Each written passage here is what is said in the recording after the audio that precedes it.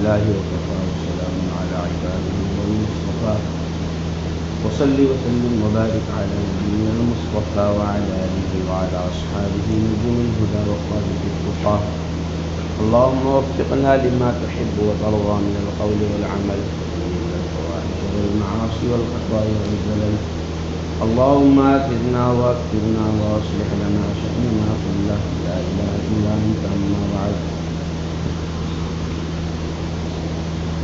اس اعتراض کا جواب کہ قرآن کریم قطعی ہے اور احادیث ظنی ہے.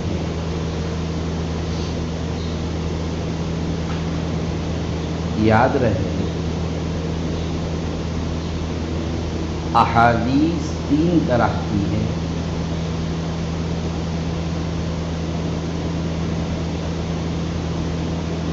متواترہ، مشہورہ، خبر الآحاد یا اخبار الآحاد. خبر متواتر علم یقینی بدیہی کا فائدہ دیتی ہے. علم یقینی بدیہی کا فائدہ دیتی ہے. خبر مشہور علم یقینی ظنی کا فائدہ دیتی ہے. اور خبر واحد مفید للظن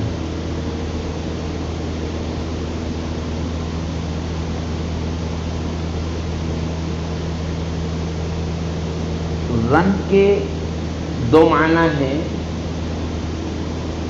ایک تو تخمینہ، اندازہ، جس کو اٹکل کہتے ہیں.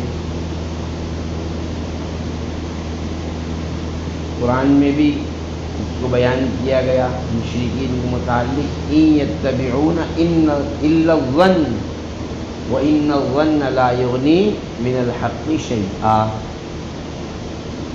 یہاں یہ معنی مراد نہیں ہے، بلکہ خبر واحد مفید للظن ہوتی ہے کا مطلب ظن سے مراد ظن غالب.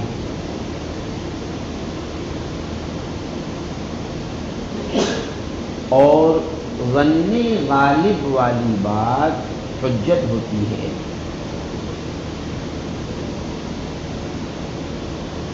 دیکھو جب تحویل قبلہ ہوا تو مسجد قباء میں جو لوگ نماز پڑھ رہے تھے ان کو ایک شخص نے جا کر تحویل قبلہ کا حکم سنا دیا. تو اس ایک آدمی کی خبر پر سارے لوگ اپنا رخ کعبۃ اللہ کی طرف کر لیے. ایک آدمی کی خبر، یہ خبر واحد ہے لیکن یہ مفید للظن ہے. کیسے؟ یعنی اس شخص کی خبر لوگوں نے یہی گمان کیا کہ یہ جو کہہ رہا ہے بالکل سچ ہے. شراب کی حرمت آئی تو ایک شخص کی خبر پر سب لوگوں نے اپنے مٹکوں سے شراب کو بہا دیا. تو خبر واحد مفید للظن ہوتی ہے کا مطلب ظن غالب کا ہونا ہے.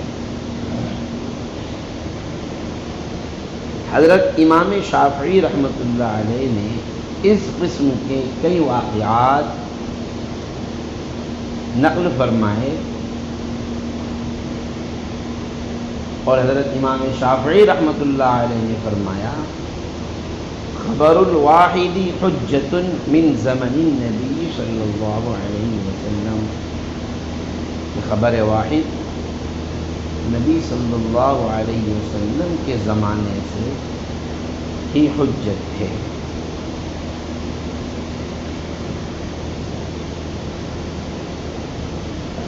چوتھا سوال کیا تھا؟ کہ حدیث اور تاریخ میں فرق کیا ہے؟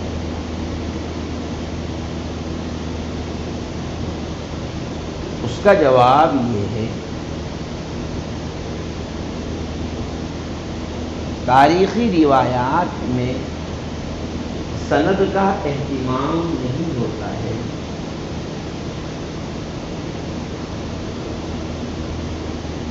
برخلاف حدیث کے کہ احادیث سے نبویہ صلی اللہ علیہ وسلم میں ہر حدیث کی سند آپ کو ملے گی، نیز احادیث کی سند کے سلسلے میں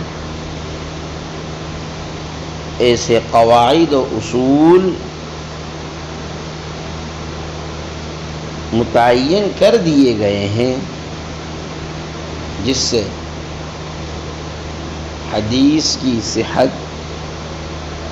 اس کا ضعف، اتصال و انقطاع، شذوذ و علت واضح ہو جائے۔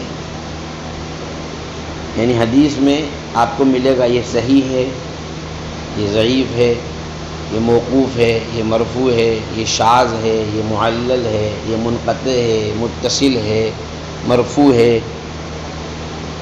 ولا کذالک تاریخ میں ایسا نہیں ہوتا ہے، سمجھے بات؟ اس لیے احادیث کو تاریخ کے برابر قرار دینا یا احادیث کا تقابل تاریخ سے کرنا درست نہیں ہے۔ اب ایک نئی بات لکھیے، علم فقہ کا تعلق علم الفقہ بالحدیث، علم فقہ کا حدیث سے کیا تعلق ہے؟ یہ در حقیقت تردید کرنا ہے منکرین حدیث کے لیے،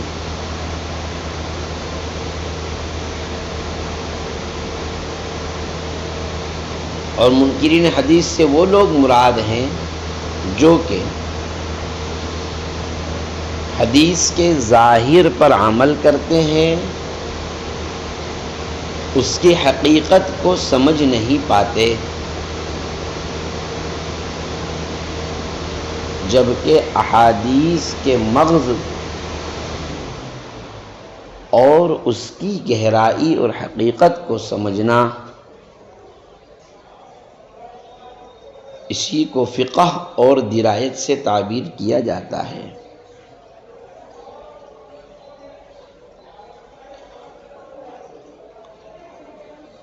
ہمارے زمانے میں بہت سارے حضرات جو اپنے آپ کو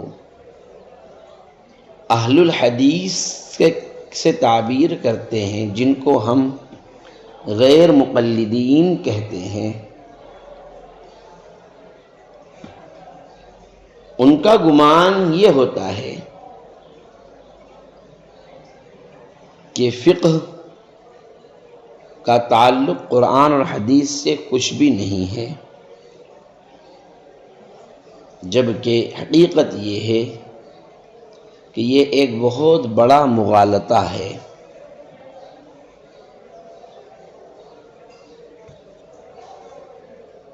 فقہ در حقیقت حدیث کا مغز، اس کا ثمرہ اور اس کا خلاصہ ہے۔ دلیل اس کی یہ ہے، نبی صلی اللہ علیہ وسلم نے، جیسا کہ ابھی ماں قبل میں روایت آئی تھی، نزل اللہ امرأ سمع مقالتی فوعاها وأداها كما سمع، اس میں آیا تھا فرب حامل فقہ، تو وہاں حامل الحدیث کو حامل الفقہ سے تعبیر کیا گیا۔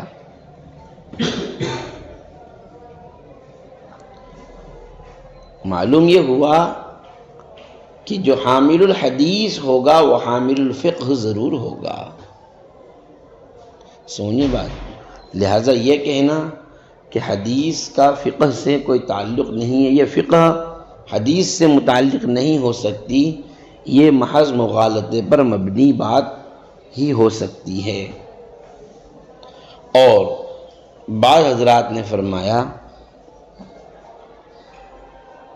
الحدیث بغیر الفقہ کالشجر بلا ثمر،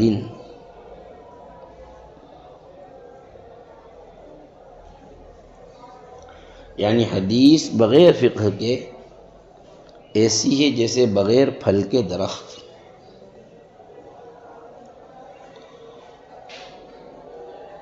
علامہ خطابی رحمۃ اللہ علیہ نے معالم السنن میں فرمایا حدیث اور فقہ کی مثال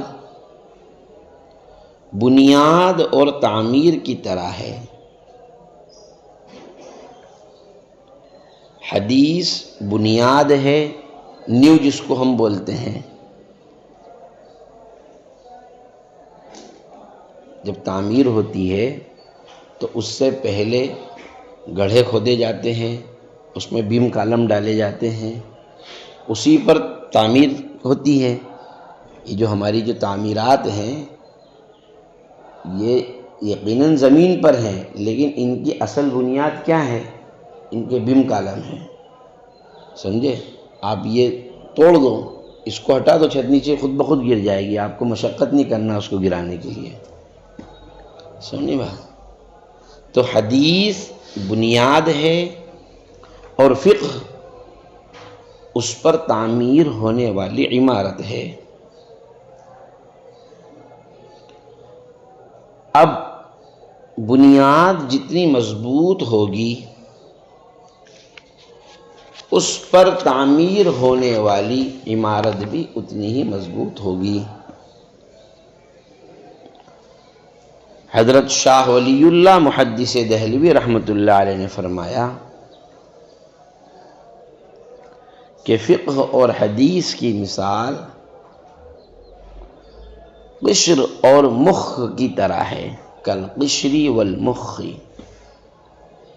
یعنی چھلکا اور اندر کا گودا۔ حدیث ظاہر میں نظر آنے والا چھلکا ہے اور فقہ اس میں پوشیدہ مغز ہے۔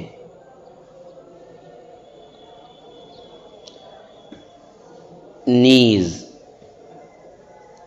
فقہ در حقیقت نبی صلی اللہ علیہ وسلم کے مختلف اقوال کی تطبیق کے اعتبار سے ہے۔ مثلا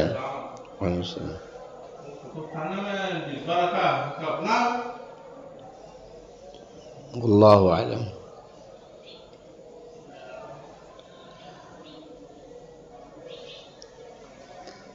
حدیث میں دو مختلف باتیں ہیں۔ ایک شخص نے نبی صلی اللہ علیہ وسلم سے سوال کیا روزے کی حالت میں بوسہ لینے کا، آپ نے اجازت دے دی۔ دوسرے شخص نے سوال کیا، آپ نے اس کو منع فرما دیا۔ یہ تو تعارض ہو گیا۔ اب یہاں آ کر فقہ اس کو تطبیق دے گی کہ جس کو آپ نے اجازت دی تھی وہ کیا تھا؟ شیخ تھا، اور شیخ صاحب کے آگے جانے کا خطرہ نہیں تھا، لیکن جس کو منع کیا تھا اس کے متعلق خطرہ تھا کہ یہ آگے بھی بڑھ سکتا ہے، یہ نوبال بھی ڈال سکتا ہے، سمجھے؟ یہ آگے تک جائے گا، اس لیے اس کو آپ علیہ السلام نے کیا کر دیا؟ منع فرما دیا۔ تو یہ تطبیق کہاں سے آئے گی؟ فقہ سے آئے گی، کیونکہ ضروری نہیں کہ ایک بات ایک آدمی دو باتیں کوئی ایک ہی فرد کہے، بظاہر اس میں تضاد نظر آئے لیکن اس میں تضاد ہونا ضروری نہیں ہوتا ہے۔ نوعیت کے اعتبار سے، احوال کے اختلاف سے بات مختلف ہو سکتی ہے۔ مثلا خواب میں آگ کا دیکھنا، مختلف زمانوں میں اس کی تعبیر مختلف ہوگی۔ ابھی اس زمانے میں خواب میں آگ کا دیکھنا نقصان دہ ہے، کیونکہ یہ آگ سے بچنے کا زمانہ ہے، اور یہی خواب کوئی شخص دیکھے آگ کہ میرے چاروں طرف آگ جل رہی ہے اور میں اس کے بیچ میں ہوں، سردیوں میں، دسمبر جنوری میں، یہ اس کے لیے خیر کی علامت ہے، کیونکہ اس وقت میں آدمی آگ کو کیا کرتا ہے؟ تلاش کرتا ہے۔ سمجھنے بات؟ تو یہ اس قسم کی تطبیق متضاد باتوں میں جو بظاہر جس میں تضاد نظر آتا ہے، فقہ ان کے درمیان تطبیق کا کام کرتا ہے۔ اور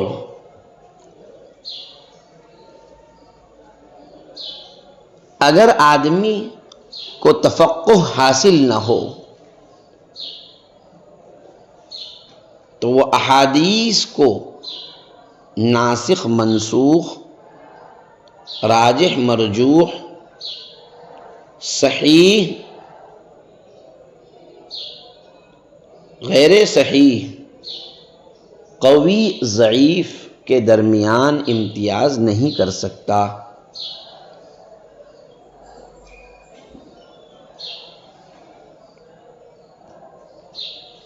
نئی بات، علم حدیث کے باب میں، حدیث کے سلسلے میں حضرت امام اعظم ابو حنیفہ رحمۃ اللہ علیہ کا کیا مقام ہے؟ اس لیے کہ بعض حضرات نے حضرت امام صاحب رحمۃ اللہ علیہ پر کئی اعتبار سے طنز کیے۔ کسی نے کہا ان کو خالی 50 حدیثیں یاد تھی، کسی نے کہا ان کو 17 حدیثیں یاد تھی، اس سے زیادہ ان کو کچھ نہیں آتا تھا۔ یاد رہے مکی ابن ابراہیم جو حضرت امام بخاری کے بھی استاد ہیں اور امام اعظم ابو حنیفہ رحمۃ اللہ علیہ کے شاگرد ہیں،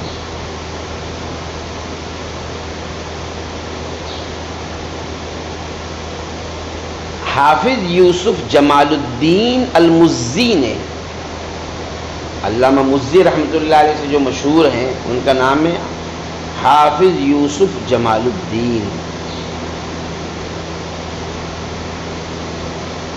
انہوں نے مکی ابن ابراہیم کا قول نقل کیا۔ یہ مکی ابن ابراہیم کون ہے؟ امام بخاری کے بھی استاد ہیں،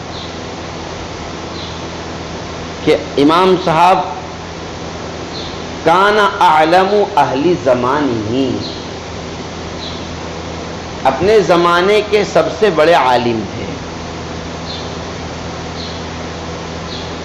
ظاہر سی بات ہے اس وقت میں باقاعدہ فقہ کی ایسی تدوین اور جدید مسائل کا اس قسم کا استخراج جو آج ہے وہ نہیں تھا، اور لفظ علم مطلقاً جب بولا جاتا تھا تو علم حدیث، علم قرآن یہی مراد ہوا کرتے تھے۔ تو عالم اہل زمانہ ہی عالم الحدیث، سب سے زیادہ حدیث کو جاننے والے۔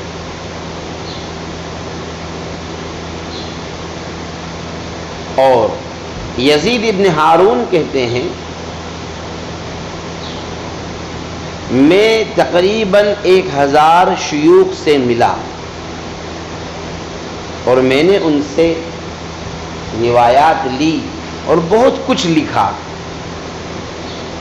لیکن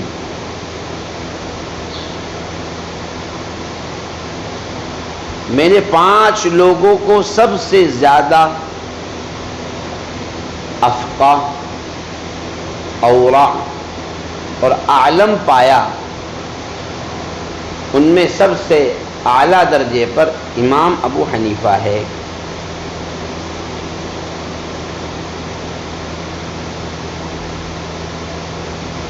علامہ ذہبی رحمۃ اللہ علیہ نے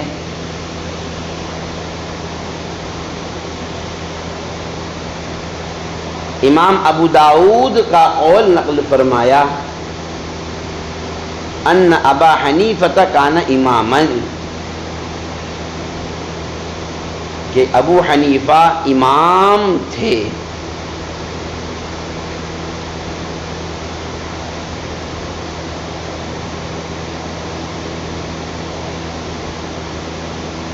اور علامہ مزی رحمۃ اللہ علیہ نے یہ بھی نقل فرمایا کہ حضرت امام صاحب کے 74 شیوخ تھے۔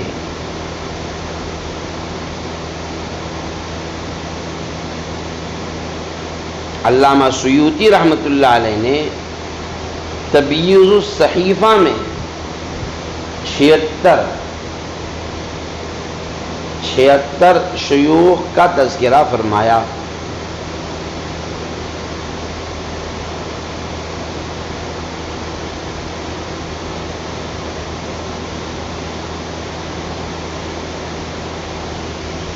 اور آپ کے شیوخ یا تو صحابہ تھے، کیونکہ امام صاحب رحمۃ اللہ علیہ متفق علیہ تابعی ہیں، آپ کے تابعی ہونے میں کسی کو اختلاف نہیں ہے۔ البتہ کتنے صحابہ کو انہوں نے دیکھا ہے یہ مسئلہ مختلف ہی ہے۔ علامہ شامی رحمۃ اللہ علیہ نے تو 20 صحابہ کے نام لکھ دیے ہیں کہ 20 صحابہ کو تقریباً 20 صحابہ کو تو حضرت امام صاحب نے نہیں دیکھا، اس میں کچھ صحابہ کا زمانہ آپ نے نہیں پایا ہے، تو وہ مختلف ہی ہے، لیکن اس میں کسی کا اختلاف نہیں ہے کہ امام صاحب نے صحابہ کو دیکھا ہے، تو آپ کے تابعی ہونے پر تو سب کا اتفاق ہے۔ تو اب آپ کے جو شیوخ ہیں یا تو صحابی ہوں گے، صحابی نہیں تو تابعی ہوں گے، اور تابعی نہیں تو تبع تابعی ہوں گے، اور یہ تینوں خیر القرون میں آتے ہیں۔ یہ بات ہے۔ اسی طریقے سے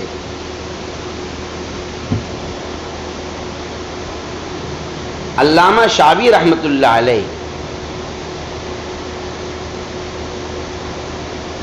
شاوی یہ اسی نام سے مشہور ہے، ان کا نام ہے عامر بن شرحبیل۔ علامہ ذہبی فرماتے ہیں کہ یہ امام صاحب کے بڑے شیوخ میں تھے۔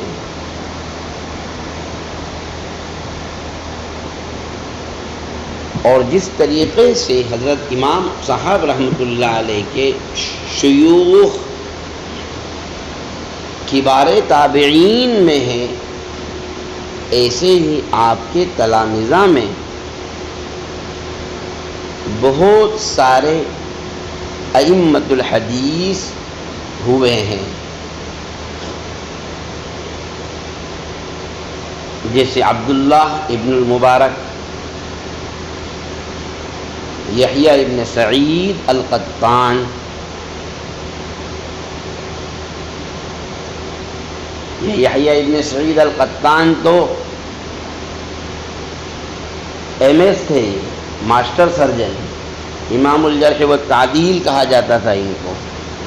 جو لوگ چیرا پھاڑی کا کام کیا کرتے تھے نا، اس میں ان کا نام آتا ہے، یعنی روایات کو لینے میں جو جتنی باریکی کرتا تھا اس کو اس سے جرح و تعدیل کا اتنا بڑا درجہ حاصل ہوتا تھا۔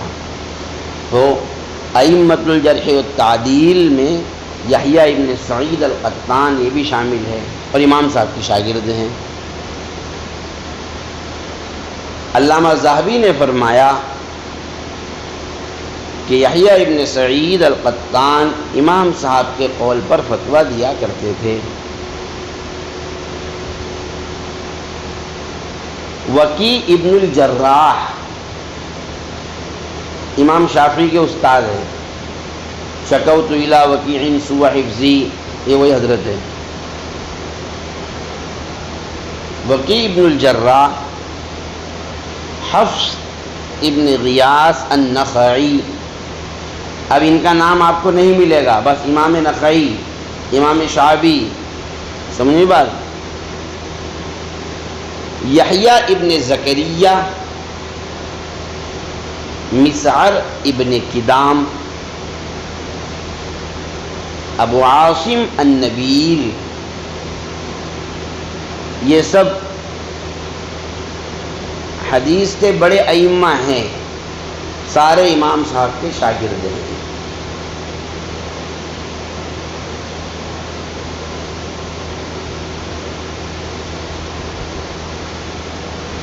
اور حضرت امام صاحب رحمۃ اللہ علیہ کی کتاب الآثار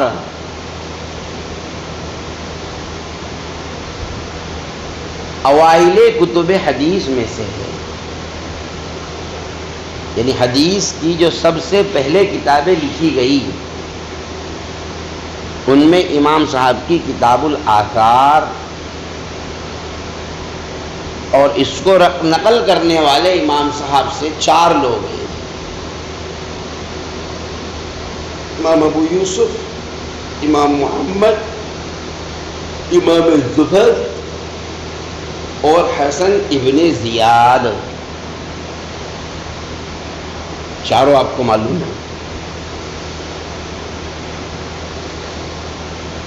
حافظ ذہبی رحمۃ اللہ علیہ نے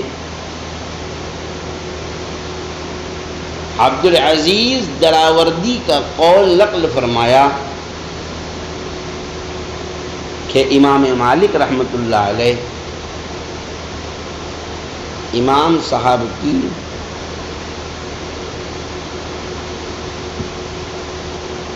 کتابوں کا مطالعہ کرتے اور اس سے انتفاع کرتے تھے،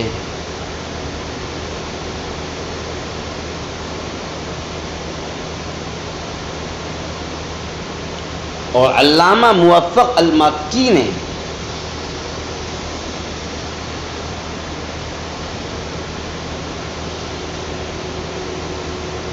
امام صاحب کے مناقب میں ابو بکر ابن محمد کا یہ قول نقل فرمایا، ابو بکر ابن محمد کا یہ قول نقل فرمایا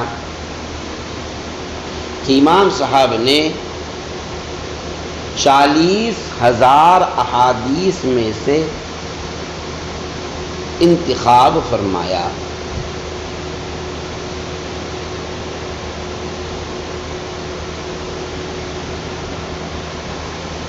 اگر 40,000 میں سے منتخب کیا تو 40,000 تو پکے میں آ گئی، اتنی بات تو پکی ہو گئی کہ 40 تو ان کو یاد ہی تھی، سنی بات۔ لیکن اس پر ایک اشکال ہے کہ امام صاحب کی روایات نہ بخاری میں ہے نہ مسلم میں ہے، حتیٰ کہ صحاح ستہ میں نہیں ہے۔ یہ ایک اشکال ہے کہ امام صاحب کی روایات صحاح ستہ میں کیوں نہیں ہے، بخاری میں کیوں نہیں ہے؟ لکھیے، اس کا جواب یہ ہے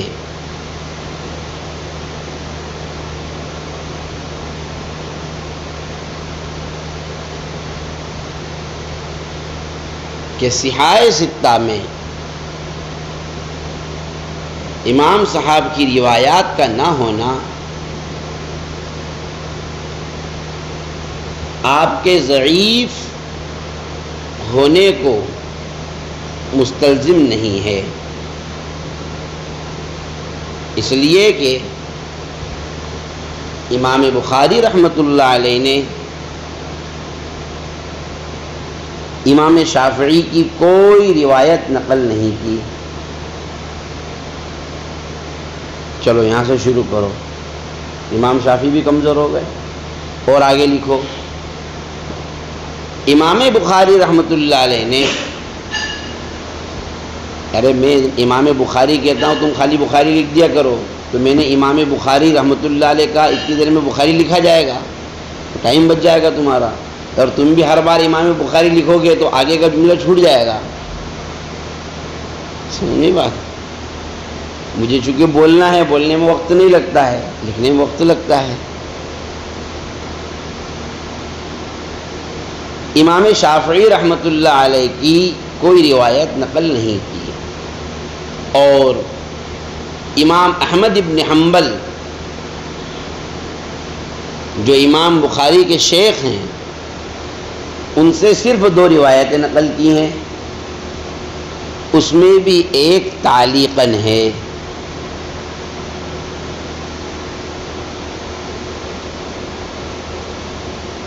اور آگے لکھو، حضرت امام مسلم رحمۃ اللہ علیہ نے امام بخاری رحمۃ اللہ علیہ سے، جبکہ بخاری مسلم کے استاد ہیں، کوئی روایت نہیں لی۔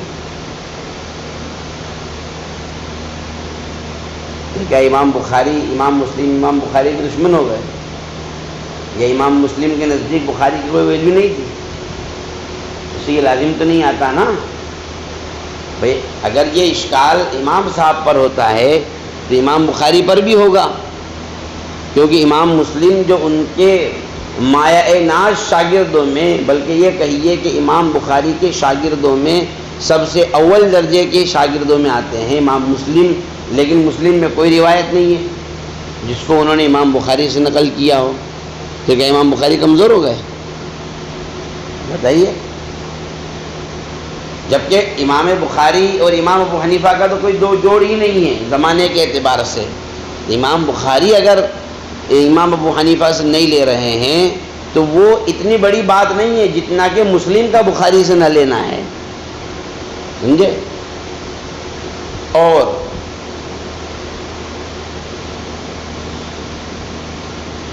امام احمد ابن حنبل رحمۃ اللہ علیہ نے اپنی مسند میں امام مالک سے 3 روایتیں لی ہے، جبکہ امام مالک کی سند اصح الاسانید میں آتی ہے۔ آپ نے پڑھا ہوگا پچھلے سال نخبۃ الفکر میں، اس امید کے ساتھ کہ آپ بھول چکے ہیں، اصح الاسانید عن مالک عن نافع عن ابن عمر آیا تھا نا، تو امام مالک کی سند تو سب سے مضبوط مانی جاتی ہے۔ اس کے باوجود امام احمد ابن حنبل نے کتنی روایتیں لی امام مالک سے؟ صرف اپنی مسند میں 3 روایتیں لی ہے۔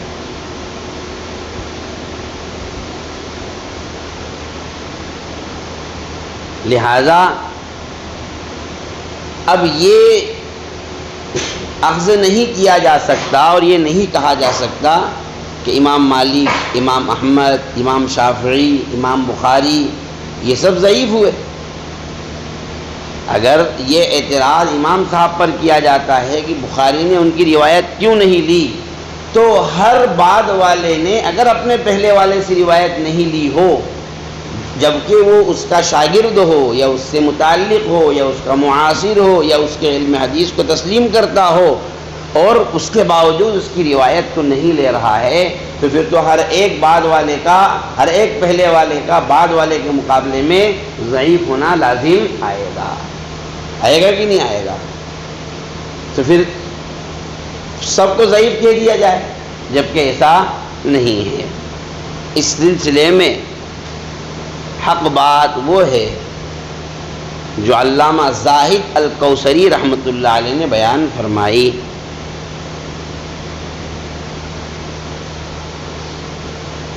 کہ ائمہ حدیث در حقیقت ان روایات کو جمع کرتے تھے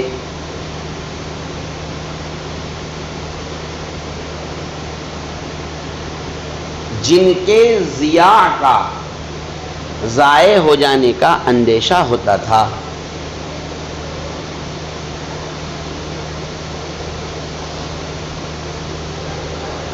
اور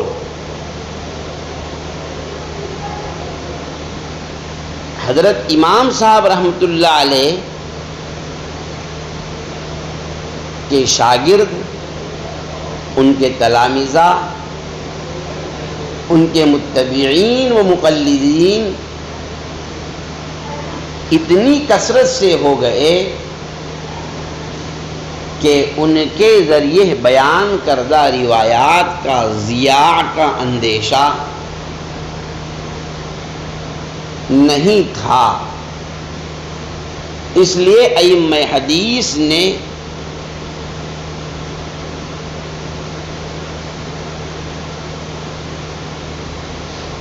اس طرف توجہ نہیں فرمائی۔ بھائی دیکھو، امام مسلم نے امام بخاری کی روایت کیوں نہیں لی؟ جانتے ہیں کہ بخاری نے جن روایات کو نقل کر دیا ہے، بخاری نے جن روایات کو لے لیا ہے وہ سیو ہو گئی ہے، محفوظ ہو گئی ہے، وہ کہیں نہیں جائے گی، اس لیے بخاری کو مت چھیڑو۔ سمجھے؟ اللہ اعلم بالصواب۔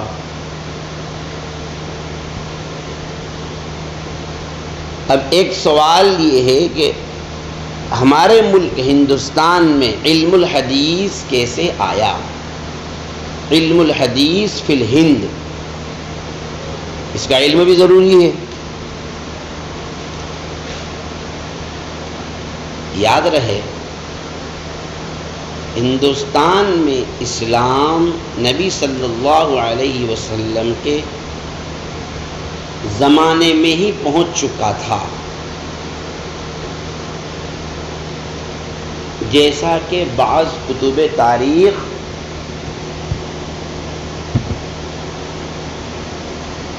میں ملتا ہے، لیکن اس کی تشہیر نہ ہوئی، نہ آپ کے زمانے میں، نہ صحابہ کے زمانے میں، نہ تابعین کے زمانے میں، نہ تبع تابعین کے زمانے میں، بلکہ میں اس سے اور آگے کی بات کہوں،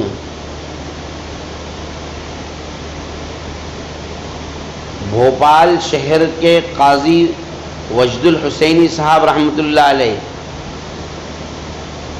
انہوں نے تو یہاں تک کہ تحریر فرمایا کہ ہندوستان میں اسلام کی آمد نبی صلی اللہ علیہ وسلم کے زمانے میں اگر ہوئی ہے تو سب سے پہلے مدھیہ پردیش میں ہوئی ہے۔ سمجھے بات؟ مدھیہ پردیش میں بھی دھار کے علاقے میں ہوئی ہے، کیونکہ معجزہ شق القمر جب ہوا تھا تو دو لوگوں نے ہندوستان کے علاقے سے، ایک مالیبار کا علاقہ ہے اور دوسرا دھار مانڈو کا علاقہ ہے، یہاں کے بادشاہوں نے اس معجزے کو دیکھا، اس کا دیدار کیا اور اپنے پنڈتوں سے، رشیوں سے، منیوں سے، جو بھی جیوتیشیوں سے کیا کیا ہوتے ہیں، ان سے سوال کیا تو انہوں نے بتلایا کہ یہ در حقیقت عرب کی سرزمین پر سب سے اخیر میں آنے والے پیغمبر، اللہ کے سب سے بڑے اوتار محمد صلی اللہ علیہ وسلم کے ظہور کی علامت ہے۔ چنانچہ انہوں نے، راجہ بھوج نے اپنے یہاں سے کچھ خادم نبی صلی اللہ علیہ وسلم کی خدمت میں بھیجے، اور وہ لوگ جب وہاں سے واپس لوٹے تو اس حال میں آئے تھے کہ وہ مومن تھے۔ اگر یہ تسلیم کر لیا جائے کہ وہ مومن تھے تو لازمی بات ہے کہ وہ صحابی ہوئے، کیونکہ ان کے کفر پر مرنے کی کوئی علامت نہیں پائی جاتی، اس بات کی کوئی علامت نہیں پائی جاتی کہ وہ کفر پر مرے تھے۔ اور یہ بھی بعض تاریخ کی کتابوں میں لکھا ہے کہ راجہ بھوج نے ان کی بات کو تسلیم کرتے ہوئے ایمان قبول کیا، بعد میں لوگوں نے اسی حالت میں اس کو قتل کر دیا۔ اگر یہ بھی تسلیم کر لیا جائے تو اس کا تابعی ہونا لازم آئے گا کہ نہیں آئے گا؟ سمجھے بات؟ تو اس سے اس بات پر استدلال کی جانے کی گنجائش ہے کہ حضرات صحابہ کا ورود ہندوستان میں نبی صلی اللہ علیہ وسلم کے زمانے سے ہی ہو گیا تھا۔ یہ لوگ اگرچہ یہاں کے باشندے تھے، لیکن جب یہاں سے گئے تھے اس وقت کچھ اور تھے، اور وہاں سے آئے اس وقت میں کچھ اور تھے۔ آیا سمجھ میں؟ بہرحال یہ بات تو مسلم ہے کہ اسلام کی آمد ہندوستان میں نبی صلی اللہ علیہ وسلم کے زمانے سے ہی شروع ہو چکی تھی، اس لیے کہ حضرات صحابہ تجارت کے راستوں سے دنیا کے مختلف خطوں اور مختلف علاقوں میں جایا کرتے تھے۔ مثلا کیرل کے علاقے میں بہت سارے صحابہ کا آنا، گجرات بھروچ کے علاقے میں بہت سارے صحابہ کا آنا تاریخ کی کتابوں سے ثابت ہے، لیکن اس کی شہرت نہیں ہو سکی، یعنی یہ بات مشہور نہیں ہو پاتی تھی کہ یہ صحابی یہ تابعی. کیوں؟ اگر وہ ہوتے بھی تھے تو کیسے ہوتے تھے؟ اکا دکا ہوتے تھے، 2 4 5 ہوتے تھے بس، اس سے زیادہ نہیں. 2 4 5 10 8 10 20. اب لاکھوں لوگوں میں 8 10 20 کیسے پتہ چلے؟ سن ہجری 160 میں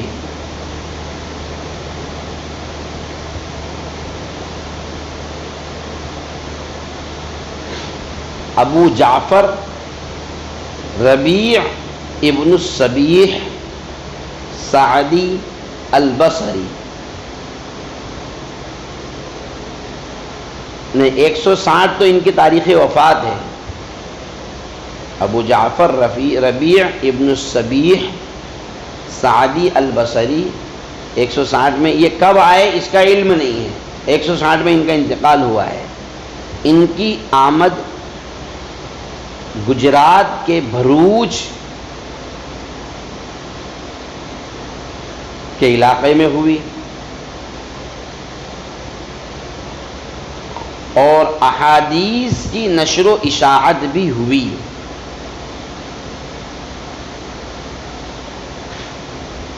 لیکن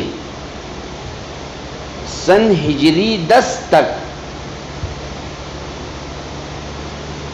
ہندوستان میں علم الحدیث کی شہرت نہ ہو سکی. 10ویں صدی ہجری تک.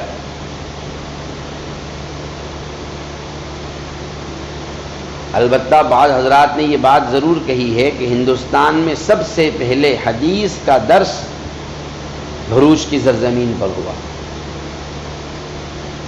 بعض حضرات نے احمد آباد کا تذکرہ کیا ہے، احمد آباد کی سرزمین پر ہوا. واللہ اعلم بالصواب.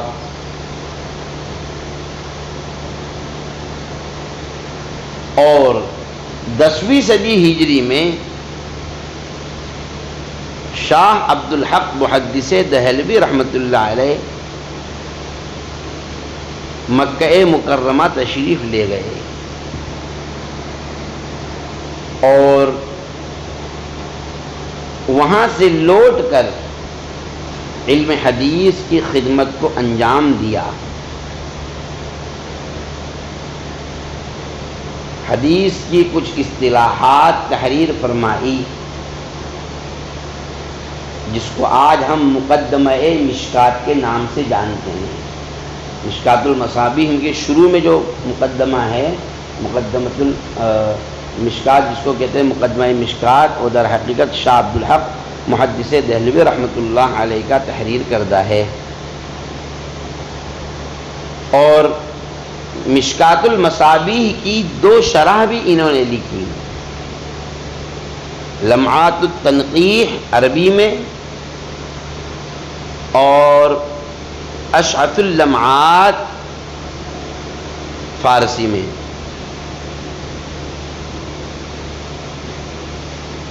ایک 1052 میں حضرت شاہ عبد الحق صاحب کا انتقال ہو گیا.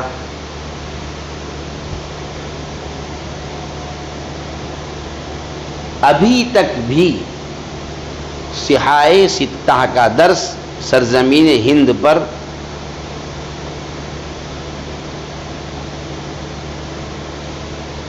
نہیں ہوا.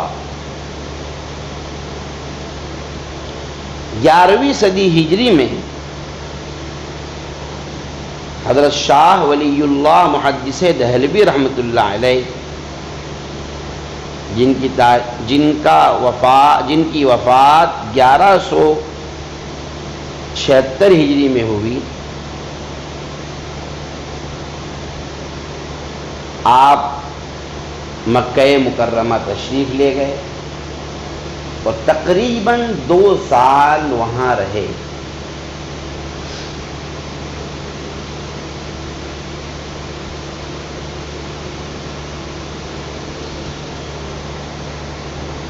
یعنی 1143 اور 1144 1143 اور 1144 1143 میں گئے تھے، ایک حج کیا، پھر پورے سال وہی رہے، اور 44 کا بھی حج شاہ صاحب نے کیا. اور وہاں پر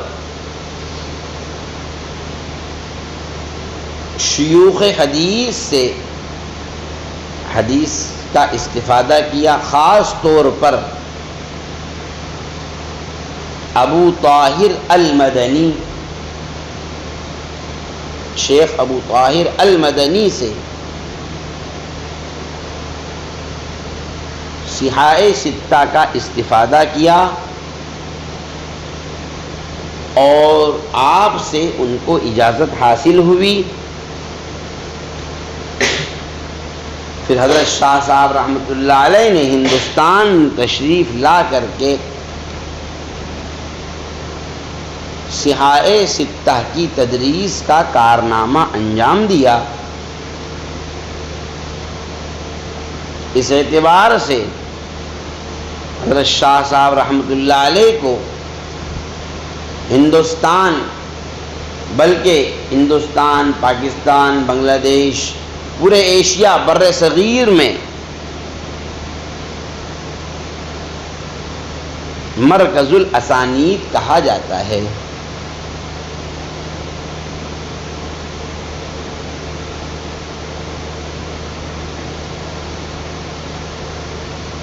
حضرت شاہ صاحب کے شاگردوں میں آپ کے بیٹے شاہ عبدالعزیز رحمۃ اللہ علیہ ہیں،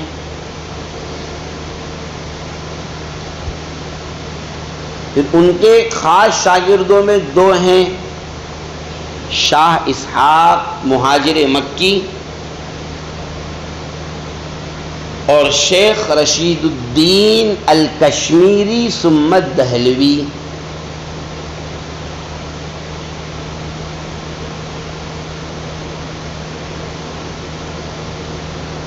اور شاہ اسحاق صاحب رحمۃ اللہ علیہ سے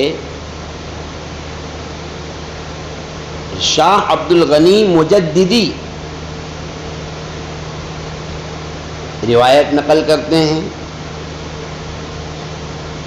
اور شاہ عبد الغنی مجددی کے مایاناز شاگردوں میں حضرت شیخ رشید احمد گنگوہی اور حجت الاسلام مولانا قاسم نانوتوی رحمۃ اللہ علیہ، یہ شاہ عبد الغنی مجددی کے خاص شاگردوں میں ہیں. اب ان کے پھر ان دو حضرات کے کئی شواگرد ہیں، سنیے بات. تو اس طرح سے سلسلہ سند کا چلتا ہے سمجھ میں. سند کی اہمیت کیا ہے؟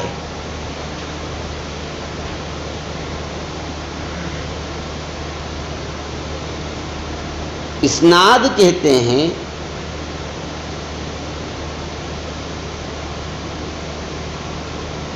حدیث کو نقل در نقل نبی صلی اللہ علیہ وسلم تک پہنچانا.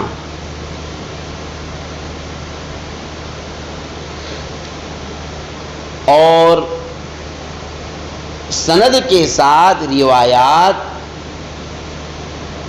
اس امت کی خصوصیات میں سے ہے.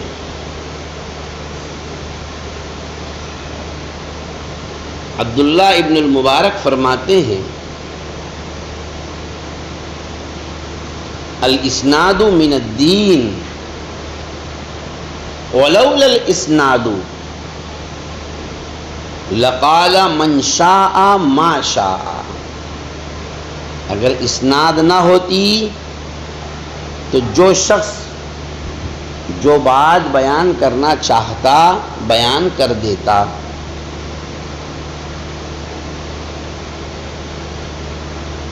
اور مقدمہ مسلم میں علامہ ابن سیرین رحمۃ اللہ علیہ کا یہ قول منقول ہے ان هذا العلم دین فانظروا عمن تاخذوا دینکم. یہ علم دین ہے. اب تم جس سے بھی دین اپنا دین لے رہے ہو اس کو دیکھ لیا کرو کہ وہ کیسا ہے. یہ چیز تو سند میں ہوتی ہے. اور بعض حضرات نے فرمایا السند للعالم کالسیف للمقاتل. غازی کے لیے جو حیثیت تلوار کی ہوتی ہے عالم کے لیے وہی حیثیت سند کی ہوتی ہے.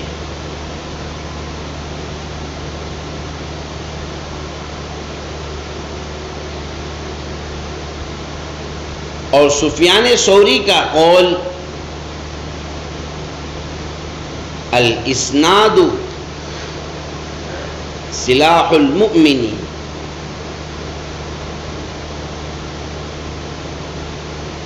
اذا لم يكن معه سلاح فبأي شيء يقاتل. کہ اسناد مومن کا ہتھیار ہے. اگر اس کے پاس ہتھیار نہ ہو تو کس چیز سے قتال کرے گا؟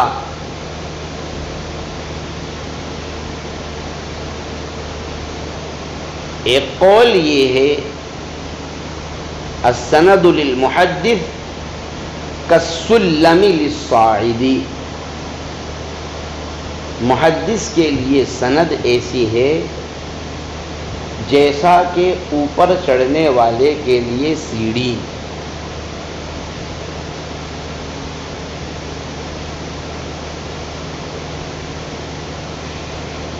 ایک سیڑھی نہیں ہو تو کیسے چڑھیں گے؟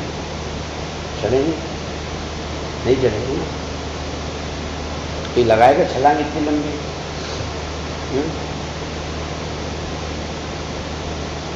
اوپر سے نیچے سے تو آ سکتا ہے بڑے ادب و احترام کے ساتھ. کچھ بھی نہیں کرنا ہے، نہ ایکشن کرنا ہے، نہ ری ایکشن کرنا ہے، نہ ہاتھ پاؤں ہلانا ہے، نہ محنت کرنا ہے، کچھ نہیں کرنا ہے. بس تھوڑا سا پیر آگے کر دینا ہے. بسم اللہ وعلی ملت رسول اللہ پڑھ کے خود بخود اندر آ جائیں گے.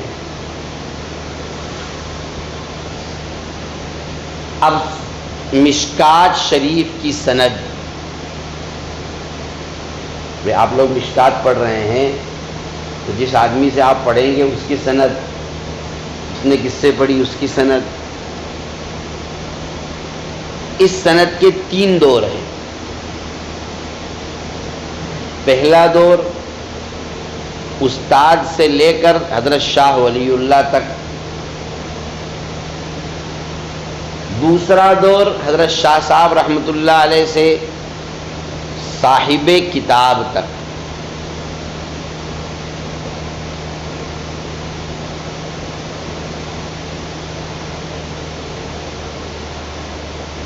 اور تیسرا دور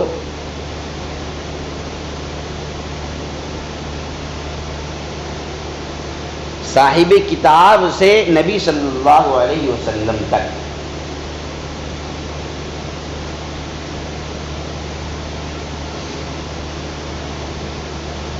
ہم نے مشکات شریف 2 جلدوں میں پڑھی ہے، 2 الگ الگ حصوں میں. آگے چل کر کے نسبت ایک ہو جاتی ہے. شاہ عبد الغنی مجددی رحمۃ اللہ علیہ پر جا کر ایک سند ہو جائے گی، لیکن اس سے پہلے کی سند مختلف ہے. ہم نے پہلی جلد پڑھی ہے استاد محترم حضرت مولانا محمد، آپ لکھیے مولانا محمد اختر صاحب قاسمی رحمۃ اللہ علیہ سے، جزء اول حضرت سے پڑھا. انہوں نے حضرت شیخ علامہ نصیر احمد صاحب رحمۃ اللہ علیہ سے، جو دارالعلوم دیوبند کے شیخ الحدیث تھے، انہوں نے حضرت شیخ حسین احمد مدنی رحمۃ اللہ علیہ سے،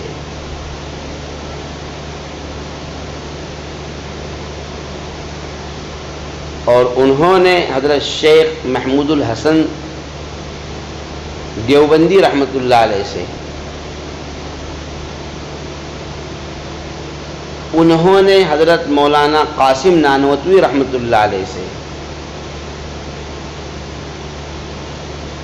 اور حضرت نانوتوی نے شیخ عبد الغنی مجددی رحمۃ اللہ علیہ سے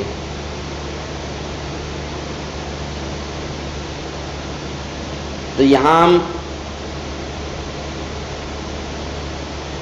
حضرت شیخ عبد الغنی مجددی رحمۃ اللہ علیہ تک پہنچ رہے ہیں مولانا قاسم نانوتوی رحمۃ اللہ علیہ کے واسطے سے. ٹھیک ہے. دوسرا جز جلد ثانی ہم نے پڑھی استاد محترم حضرت مولانا قاری محمد عاشق الہی صاحب مظاہری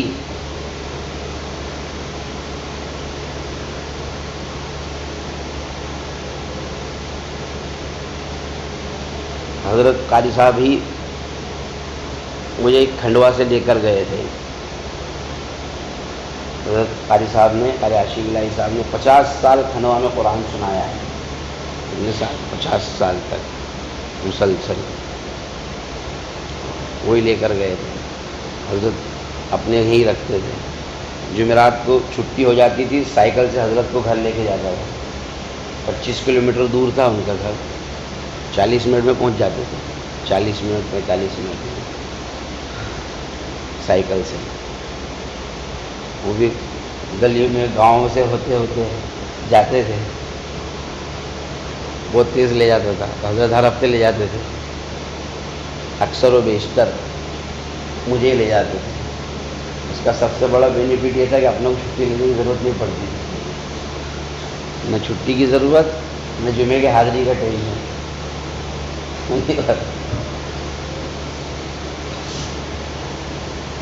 حضرت مولانا عاشق الہی صاحب رحمۃ اللہ علیہ نے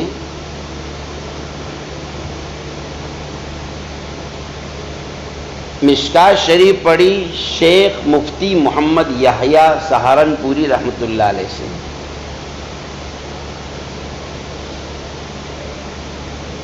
انہوں نے اپنے شیخ عبد الشکور صاحب رحمۃ اللہ علیہ سے.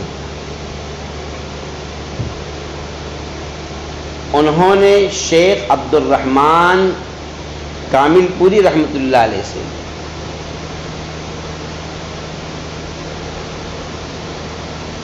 انہوں نے اپنے شیخ مولانا محمد یحییٰ کاندلوی سے اور انہوں نے حضرت شیخ رشید احمد گنگوہی رحمۃ اللہ علیہ سے. اب دیکھو آپ کو بتایا تھا شیخ عبد الغنی مجددی کے 2 خاص شاگرد تھے. کون؟ حضرت شیخ رشید احمد صاحب گنگوہی اور حضرت مولانا قاسم نانوتوی. تو اب حضرت شیخ رشید احمد گنگوہی نے اپنے شیخ عبد الغنی مجددی سے 2 واسطوں سے ہم پہنچ گئے عبد الغنی مجددی صاحب کی طرف. ایک واسطے سے حضرت مولانا قاسم نانوتوی کے ذریعے سے پہنچے ہیں اور دوسرے حضرت گنگوہی رحمۃ اللہ علیہ سے پہنچے ہیں. شاہ عبد الغنی مجددی رحمۃ اللہ علیہ نے شاہ اسحاق دہلوی سے. انہوں نے شاہ عبد العزیز محدث دہلوی رحمۃ اللہ علیہ سے اور شاہ عبد العزیز نے اپنے والد محترم حضرت شاہ ولی اللہ سے.